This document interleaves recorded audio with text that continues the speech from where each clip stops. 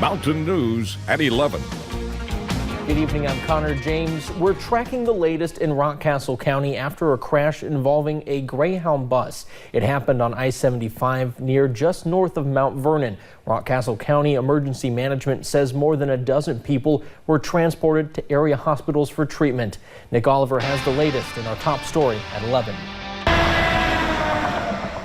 Northbound lanes of I-75 in Rockcastle County transformed from a 3-lane interstate to a roadside emergency room. All of a sudden, we hit something. I didn't even know what it was. Oh my God, what just happened?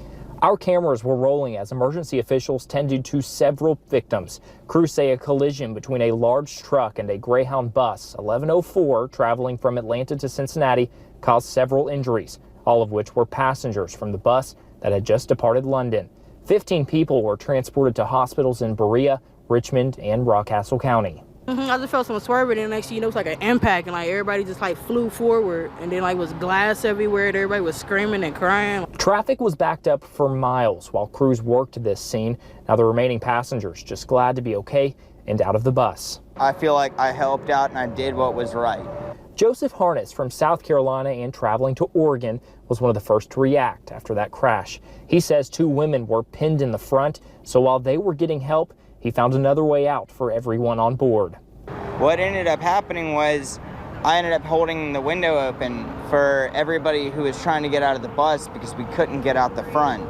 Officials have not released what the cause of that accident was or who is to blame. They say that will take time and a thorough investigation. Unfortunately, I wasn't hurt, but it was like, gosh, they all got hurt, so it's kind of like, darn, I wish I could have helped some more, but at least they're getting help now, though. In Rockcastle County, Nick Oliver, WYMT Mountain News. The interstate is back open. You can now drive on it. Officials have not released how serious some of these injuries are. And crews are clearing the scene of a tractor-trailer involved crash on Highway 80. Right now, we don't know if there are any injuries. This happened near the Hazard turnoff. Kentucky State Police, local fire departments, and other agencies were there. We did see 2 ambulances leave. Both lanes were temporarily closed, but have since reopened. And a police chase came to a fiery end in Laurel County. Take a look at this. You're looking at Mickey Wayne Grubb and the stolen car on fire behind him. Deputies say this all happened when the 18-year-old blew through a stop sign, causing police to go after him. He nearly hit 2 people and a trooper during the chase. Grubb lost control of his car several miles down the road and crashed. It caught fire. Grubb got out of the car and started running. Law enforcement eventually caught up to him. He faces multiple charges, including theft. They say that car was stolen. He's currently in the Laurel County Correctional Center. And a Wolfe County man is accused of trying to steal a piece of heavy equipment. Police arrested Aaron White yesterday. In July, police say he stole a skidder from a man. When the owner realized what happened, he followed the tracks and found White stuck and on the equipment. Police say White then got off and ran away. He faces a charge of receiving stolen property. And in June, we told you about the city of Hazard issuing notices to properties that were not up to code. Recently, the city has begun to act and started closing down some properties. I talked with city officials about the move. Spray-painted plywood signals a crackdown on code violations. In order to get businesses here, in order to get the people to move back here, we're going to have to do this. Police and Fire Commissioner Tony Eversole says this property along Memorial Drive in Hazard is not the only closed down building. You know, we've condemned one up in the backwoods. We've done this one now. This comes after a notice was sent to 45 properties in early June. It told landowners, get up to code or show the city you have plans to do so. This building was one of those. Even the state red tagged it. I mean, it's not safe for occupancy. Multiple code violations, and Eversole says there were other problems. Well, we received lots of drug complaints. Tons of arrests were made here. Adding there's a daycare across the street. Just a complete nuisance. He says the city made plans to help anyone who lived there. We kind of done a lot of pre-app work before we came. We'd contacted Red Cross. We contacted a local homeless shelter in another county. And as for this building itself, either the owner has to bring it back up to code or we're going to ask for an order to demolish it. A similar future any of the now condemned buildings will face. There were a total of 45 properties to get the notices back in June. Officials say there are more properties in the city they have to address.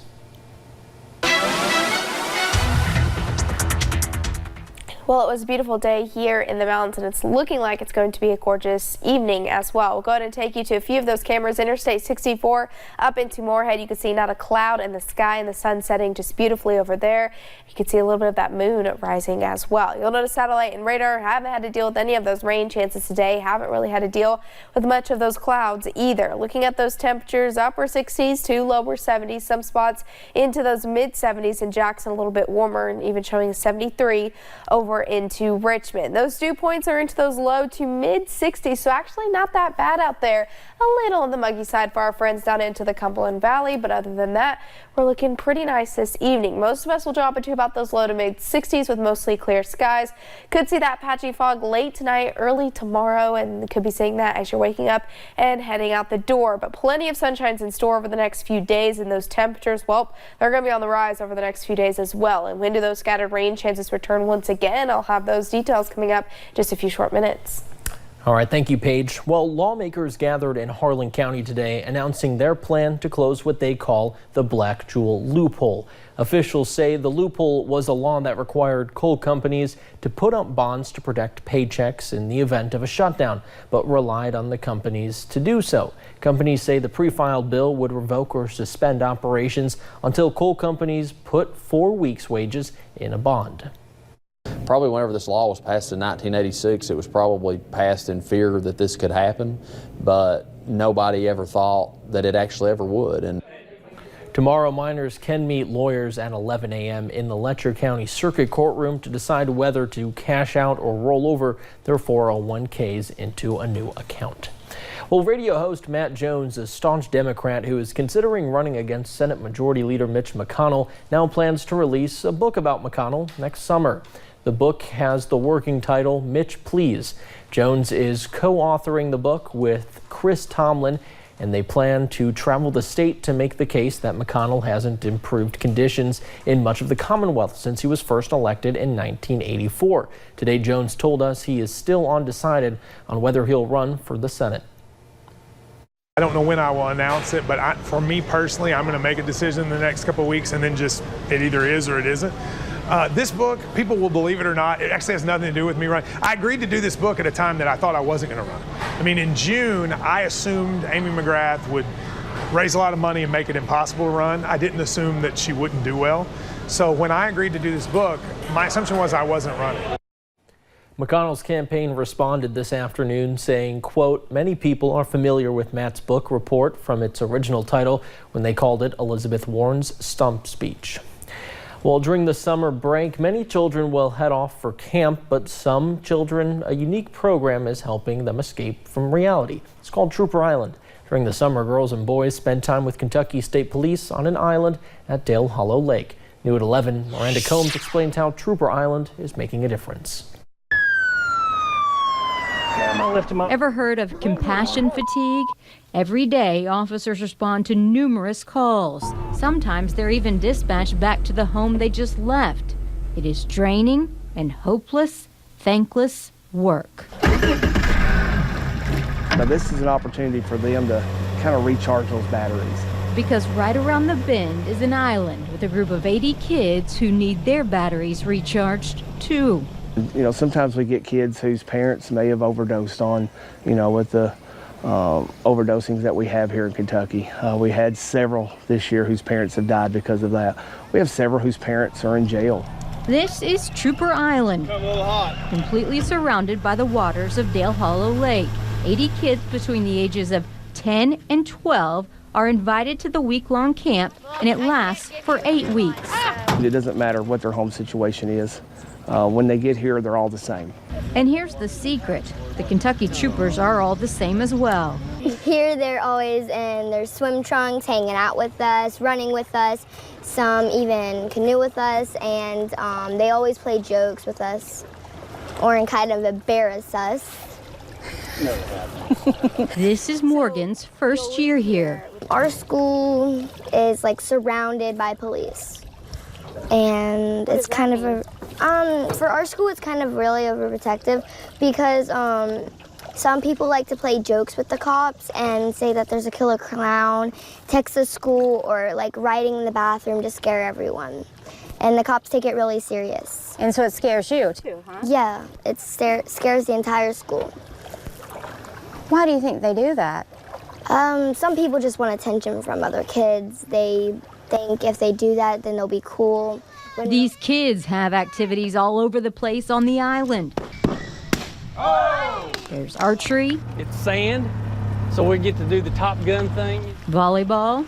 They swim in the lake, fish, and at night hang out with the troopers.